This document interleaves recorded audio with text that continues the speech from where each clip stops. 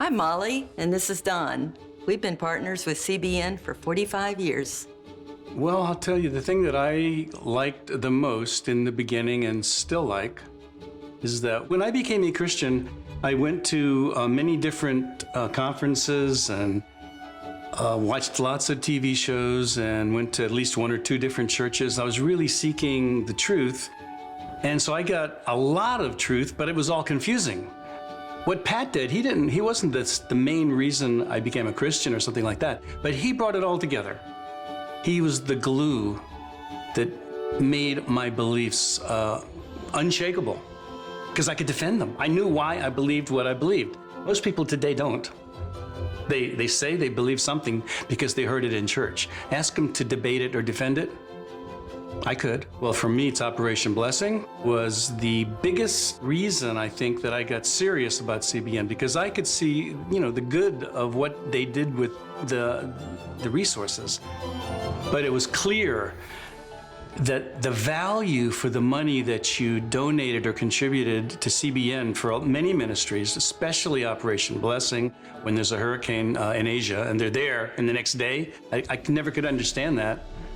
But you could trust that the money would be used wisely. No way I could spend God's money wisely like I believe CBN does. Yeah, and it touches my heart quite a bit whenever I see the stories that CBN just goes in and helps these poor people that have gone through, like Katrina, like we went through. It was ridiculous, all of the things the disasters that happened with trees falling on houses and the floods that just took over homes.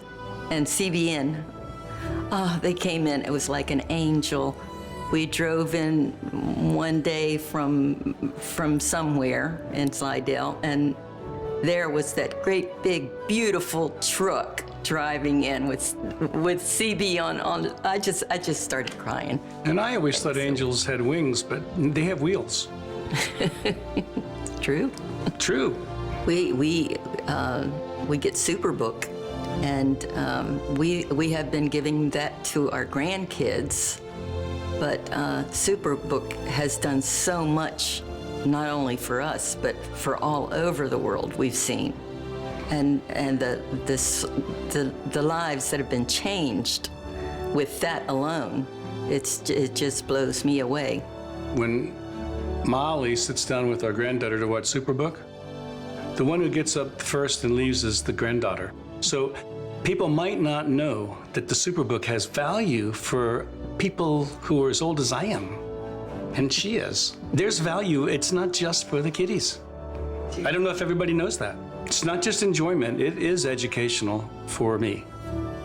If I wasn't a tither, I would not give a legacy gift to anybody.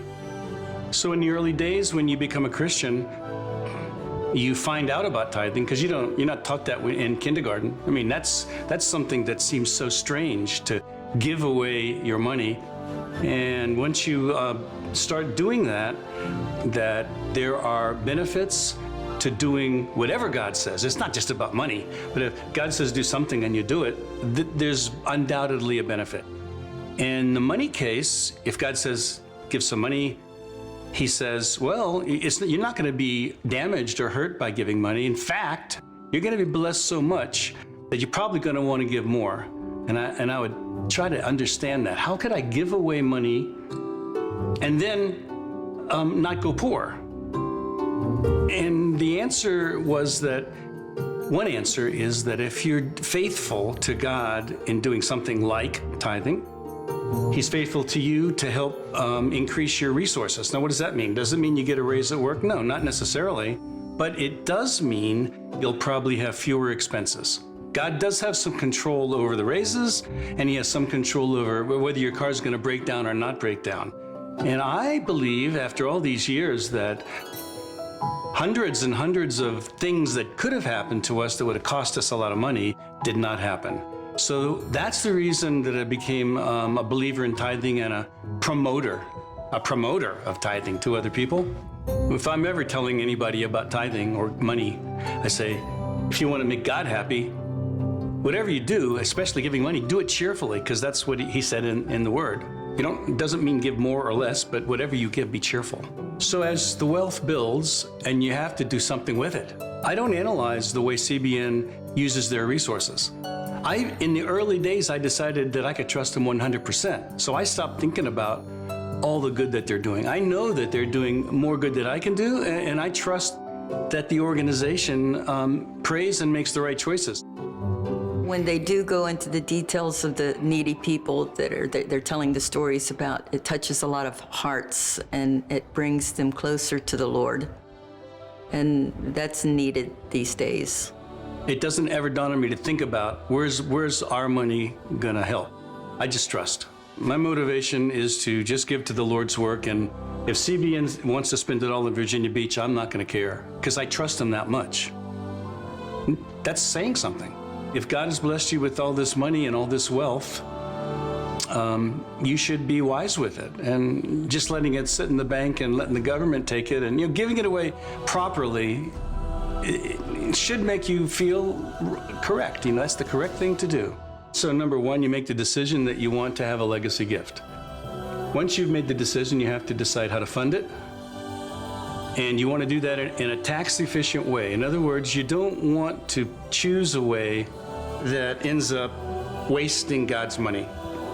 And after all the considerations, the obvious, clear answer for me, and I think for everyone, is you make your donation to the legacy from your retirement account. I set up a new account in my name and in Molly's name as the co-owners. And then I set up CBN officially as the beneficiary if we both die. If I die, she gets it. If we both die, it goes right to CBN. And you don't even need any legal documents. That's it. You don't have to have a will. You don't have to have a trust.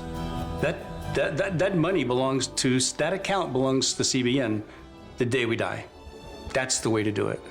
I give to CBN because God has been so generous to me that I, as a normal human being, I can do nothing more than just try to return. It's His money anyway, and so I give, and I had to choose a place to give, and I found among all the choices of which there are many, I have the most peace in my heart when I give to CBN.